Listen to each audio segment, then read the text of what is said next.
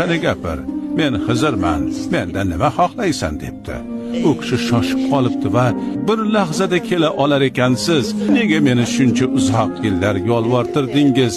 Tog'i toshlarga chiqib ketib devona bo'ldim debdi. Shunda Xizr alayhissalom egnidagi xirqani u kishining ustiga kiydirdi. Bo'ldi, endi sen Xizr alayhissalomsan.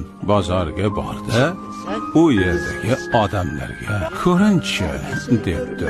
U kishi bozorga borib, ne ko'z bilan ko'rsinki, kimdir dumli, kimdir shohli, yana kimdir qorni bilan yerda sudralib yuribdi. İlanlar, chayonlar, sirtlonlar, cho'chqalar, sichqonlar, kalamushlar, qurtlar, o'rgimchaklar, arslonlar, maymunlar. O'rtadan g'ayb pardasi ko'tarilishi bilan hammaning siyratini, ma'nosini, ichki olamini ko'ra oldi. Zolimlar sirtlon shaklida, firibgar va ikkiyuzlamachilar maymun shaklida, birovlarni tishlab diliga azor berganlarni esa it shaklida.